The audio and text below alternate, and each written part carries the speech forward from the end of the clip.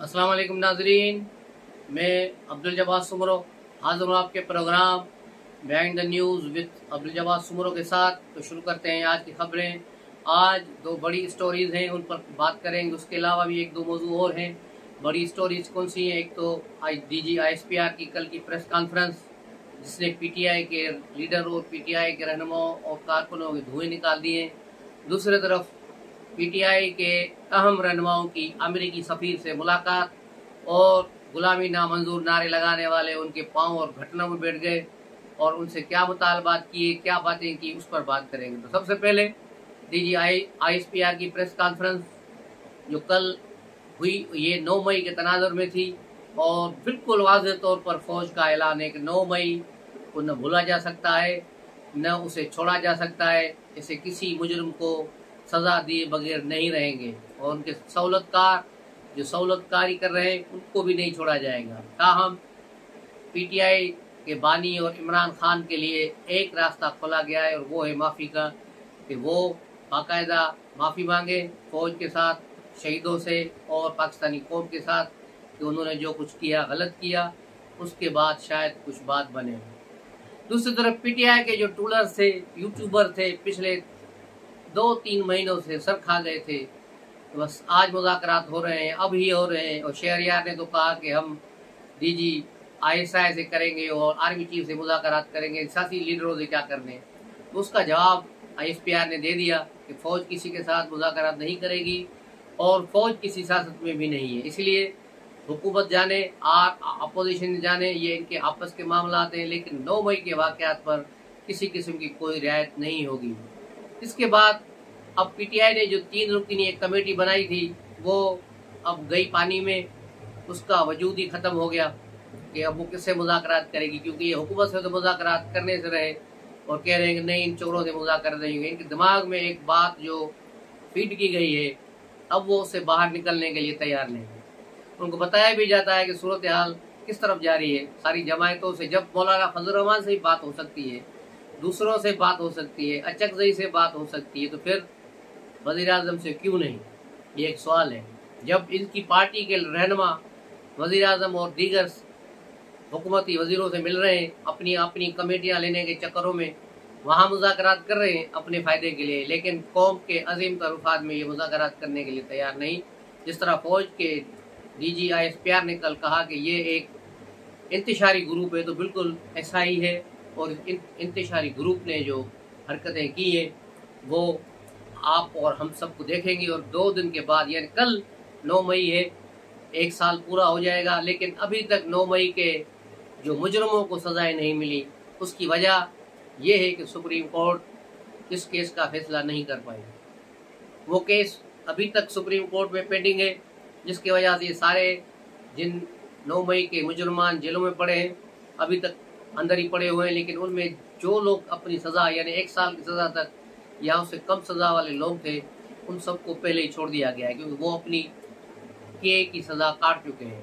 तो अब ये सूरत हाल है। और चौधरी एतजाज़ अहसन ने भी एक पिटीशन सुप्रीम कोर्ट में दाखिल कराई है कि फौजी अदालतों के मुतल्लिक़ जल्द से जल्द फैसला किया जाए, ताकि वहाँ जो बंद हैं जेलों में, फौजी कोर्ट्स में बंद पड़े हैं लोग, उनको छुड़ाया जा सके, उनके मुकदमात को फाइनल किया जा सके।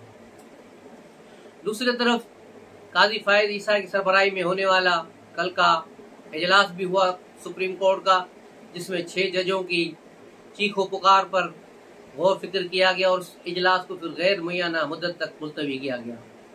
अतर मिनल्लाह की बड़ी कोशिश थी कि किसी तरह से भी कोई फैसला हो जाए, क्योंकि ये भी कहा जा रहा है मुबैना तौर पे कि ये जो 6 जजों की एप्लीकेशन लिखी गई है, उसके इसमें इसका भी बड़ा हिस्सा है, बड़ा रोल है, और ये भी उन्हीं जजों के साथ है, यानी ये 7 जजों वाली कहानी हो जाती है। तो ये लोग, लेकिन काजी फायद ईसा ने क्लियर बता दिया कि अगर कोई जज प्रेशर को बर्दाश्त नहीं कर सकता, अगर वो प्रेशर को सामना नहीं कर सकता, तो फिर उसे जज रहने का कोई हक नहीं, वो घर चला जाए। तो बिल्कुल सही बात कही कि एक हाई कोर्ट का जज अगर रोने बैठ जाए तो फिर आवाम का खुदाई हाफिज है, आवाम को फिर कौन रिलीफ देगा कि एक जज रो रहा है, और वो भी पुरानी बातों पर, 2022 की बातें वो बता रहा है कि किस तरह कैमरा निकले, किस तरह ये निकला, ये सारी बातें इनके साथ वाकयात नहीं हुई, दूसरों की खबरें सुना रहे हैं। कोई प्रूफ नहीं है, कोई सबूत नहीं है, महज एक ये हमला था ताकि 9 मई की जो मुजरिम है उनकी सहूलतकारी की जा सके, एक मुल्क में इंतशार पैदा किया जा सके ताकि पीटीआई इसके साथ खेल सके कि देखो यहाँ तो जजों को भी इंसाफ नहीं मिल रहा। ये एक साजिश थी जिसको नाकाम बना दिया गया और काजी ने भी कल इसको ऐसा तरीके से मकू ठप दिया और अब गैर मुय्यना मुद्दत तक ये केस मुलतवी हो गया। उसके अलावा अमेरिकी सफीर से पीटीआई के लीडरों की मुलाकातें, ये मुलाकातें गौहर उमर अयूब और असद कैसर और दीगर जो लीडरों ने की है, उन्होंने अमेरिकी सफीर के साथ गिले शिकवे किए। अमेरिकी सफीर ने कहा कि भाई तुम तो हमें नहीं मान रहे थे, गुलामी नामंजूर, फिर अब यहाँ क्या लेने आए हो? तो इन्होंने कहा हमने तो वो मजाक में बात कही थी, आप सीरियस ही हो गए।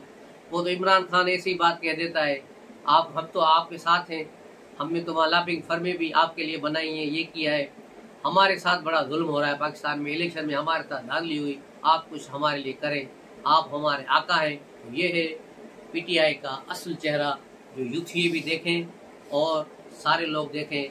कई लोग जो बाहर बैठे हुए हैं दोस्त हमारे, वो भी वहाँ से मैसेज करते हैं कि बस आज ये हो जाएगा, आज वो हो जाएगा, क्योंकि मोहित पीरजादा और दीगर जो एहतिशाम बैरिस्टर और दूसरे लोग जो बाहर बैठे हुए हैं सारा दिन झूठ का बाजार गर्म किए हुए हैं कि आज ये हो रहा है, आज फलां जनरल मिलने गया जेल में अडियाला में, कोई किसी से मिलने नहीं गया और न कहीं जाएगा। कल तो बिल्कुल दो टोक ये बात हो गई कि अब कोई बातचीत नहीं होगी। तो आप अंदाजा लगाए कि इमरान खान और उसकी पार्टी की क्या पोजीशन है। जो लोग अब इनसे किनारा कशी करेंगे वही बचेंगे। इस वक्त भी पार्टी की आदत इमरान खान के बयानी के साथ नहीं है। इमरान खान तने तना है, फौज के खिलाफ जो उन्होंने बयानिया बनाया है इस पर पार्टी का कोई लीडर उसके साथ नहीं है, वो सारा टोपी ड्रामा कर रहे हैं। इवन इसका जो कमाऊ पूत है केपी का वजीर आला गुंडापुर, वो भी इसके साथ नहीं है, वो भी टोपी ड्रामा कर रहा है। तो ये सारे लोग इसी तरह ही है कि सरकारी तरफ से बैठे लेकिन पीटीआई के लिए गेम कर रहे हैं। ये सारी गेम चल रही है इन लोगों की और आप देखेंगे कि ये क्या सूरत हाल होगी। तो ये थी आज की सूरत हाल, सियासी सूरत हाल। उसके अलावा सिंध में और पंजाब के कच्चे में डाकुओं के खिलाफ ऑपरेशन स्टिल जारी है। पुलिस और फोर्सेस और भुक्टी कबाइल के जत्थे वहाँ मौजूद है जो वहाँ इस जंग में शरीक है और कई अफराद, कई डाकू मारे जा चुके हैं, कई गिरफ्तार हो चुके हैं। सादकाबाद और रहीमियार खान से भी कल कुछ डाकू गिरफ्तार हुए जो यहाँ से सिंध के कच्चे से भागकर अब पंजाब की तरफ चले गए, तो वहाँ से भी ऑपरेशन शुरू हो गया है, तो वहाँ ये पकड़े गए हैं। इसी तरह ये ऑपरेशन जारी है। उस पर इनके हिमायती सिंध में बड़े सहूलतकार, इनको कोपरस से याद आ गई है कि बलोचों ने सिंध पर हमला कर दिया है, बड़ा जुल्म हो गया है, सिंध में हमला हो गया बलोचों का। कोई बलोचों का हमला नहीं हुआ है। ये दहशतगर्दों, चोरों, लुटेरों, डाकुओं, टीटीपी के और बलोच लिबरेशन वालों की मिली भगत जो है उसको तोड़ने के लिए किया गया है और सारे एक साथ मिले हैं, क्योंकि जो डाकुओं के पास असला है वो सिंध पुलिस या पंजाब पुलिस के पास नहीं है। उनके पास अमेरिकन असला है जो अमेरिका छोड़ के भागा था, वही तालिबान ने यहाँ से बेचकर डाकुओं तक पहुँचाया गया है। तेज तरीन इनके पास असला है जो इनके मिसाइल रॉकेट लॉन्चर से जो बख्तर बंद गाड़ियों को उड़ा देते हैं। तो ऐसे लोगों से लड़ने के लिए फिर जंगजू चाहिए, इसलिए भुक्टी कबाइल के जंगजू वहाँ जंग लड़ रहे हैं और ये हमारे और आपके लिए लड़ रहे हैं। कल भी डाकुओं ने एक बेचारे शेख को, लड़का नौजवान, उसको मार दिया है कि उसके घर वालों ने तावान अदा नहीं किया। तो गरीब आदमी कहाँ से 50 लाख लाए, तो उन जालमों ने एक गरीब को मार कर किसी माँ का घर, माँ की गोद उजाड़ दी। तो डाकुओं के खिलाफ ये ऑपरेशन जारी है।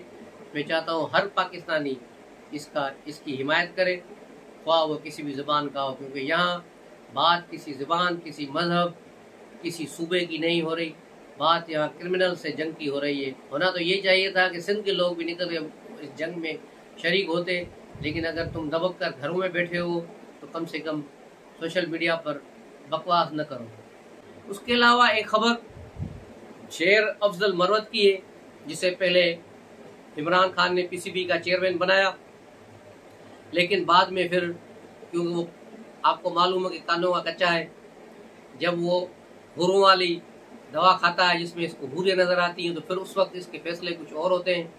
और जब ये नॉर्मल इंसान होता है तो इसके फैसले कुछ और होते हैं। तो इसने शेर अफजल मरवत को पहले पीसीबी का चेयरमैन नामजद किया, लेकिन जब दूसरे से मिलेंगे तो फिर कोई किसी और का नाम दे दिया। तो इस तरह ही झगड़े चलते रहे। कल शेर अफजल मरवत इससे मिलने गया जेल, लेकिन इमरान खान ने इससे मिलने से इनकार कर दिया। और शेर अफजल मरवत ने आज एक प्रेस कॉन्फ्रेंस भी खड़का दी और कहा कि उसके साथ नाजायजी हो रही है, पार्टी के लीडर उसकी टांगे खींच रहे हैं और इमरान खान को मिसफीड कर रहे हैं, और वो पार्टी के साथ है। उसके भाई को भी केपी गवर्नमेंट से निकाला गया है। लगे सा रहा है कि अब शेर अफजल मरवत पीटीआई को खुदा भी शायद कह दें। उन्होंने कहा कि पीटीआई में एक मुर्दा घोड़ा था, मैंने ही पीटीआई में जान डाली, और इसमें कोई शक नहीं कि शेर अफजल मरवत ने ही बिल्कुल केपी में सबसे पहले मुजाहरे करके लोगों को बाहर निकाला, जलसे किए, मुजाहरे किए, फिर पंजाब में गए जहाँ इन्हें गिरफ्तार भी किया गया, फिर ये सिंध भी आए, और इसी तरह शेर अफजल मरवत ने पार्टी में जान डाली। और इस वक्त जो स्टेज के हीरो बने हुए हैं, ये सारे 8 फरवरी से पहले किसी गलों में छुपे हुए थे। 8 फरवरी के बाद जब थोड़ा बहुत स्पेस इनको मिला है तो ये सारे अब बाहर आ गए, और इमरान खान को भी अब सियासी फेस आगे चाहिए, इसलिए उन्होंने अब इन वकला को जिनको इस्तेमाल किया उनको अब धकेल कर पीछे कर दिया है। इसके वो जो इसका वकील है कि पंजूता शंजूता, पहले उसकी बारी आई, उसको साइड लाइन किया गया, और अब शेर अफजल मरवत को हटा के इसको भी साइड लाइन कर दिया गया है। इमरान खान की ये पुरानी आदत है, वो जिसको इस्तेमाल करते हैं इस्तेमाल करके फेंक देते हैं। माजिद खान से शुरू करें, अलीम खान और जहांगीर तरीन से लेकर आज तक देखें, और शेर अफजल मरवत तक आप देखेंगे कि इसने किस तरह लोगों को बेदर्दी से इस्तेमाल किया है और उनको इस्तेमाल करने के बाद फेंक दिया है डस्टबिन में। तो ये इमरान खान की आदत है। उसके अलावा आज लाहौर मैदान जंग बना रहा। लाहौर में वकला और पुलिस, पंजाब पुलिस दोनों ने एक दूसरे को खूब फेंटियाँ लगाई हैं। मैं कहूँगा कि दोनों तरफ से जो टीमें हैं अपने अपने हिसाब में, अपने अपने कैपेसिटी में बहुत बड़े गुंडे हैं। लाहौर के वकला भी रोजाना कोई ना कोई बदमाशी वहाँ करते हैं। मसला क्या है? मसला कुछ भी नहीं। मसला ये था कि सिविल अदालतों को वहाँ से निकाल कर मॉडल टाउन शिफ्ट किया गया, ताकि वहाँ जो रश हो रही है, ट्रैफिक जाम हो रही है, उसको कम किया जा सके, और वीआईपीज जो आ रहे हैं, सिक्योरिटीज के मसाइल हैं, उनको हल किया जा सके। लेकिन आज वकला ने कहा कि आज हाई कोर्ट के किसी जज को अंदर जाने नहीं दिया जाएगा, सबको रोका जाएगा, कोई समाअत नहीं होगी, और डंडा बरदार फोर्स वहाँ पहुँच गई। तो फिर पुलिस ने उन्हें आगे नहीं जाने दिया, और फिर पथराव, डंडा, लाठीचार्ज, सारी चीज़ें चली, और कई अफराद गिरफ्तार हुए। एसपी भी और एक एसएचओ शदीद तरीन जख्मी हो गए हैं, और वकला की तरफ से भी कई वकला अब जख्मी हैं। तो ये मामला लाहौर में जारी है, और कल वकला ने मुल्क गिर एहतजाज का ऐलान कर दिया है, आम हड़ताल कर दी है वकला ने। तो अब देखना हो, कल 9 मई भी है, अब कल क्या क्या होता है, ये सारी चीज़ें देखने काबिल होंगी। तो मिलते हैं अगले व्लॉग में, तब तक के लिए इजाज़त दीजिए। अस्सलाम वालेकुम।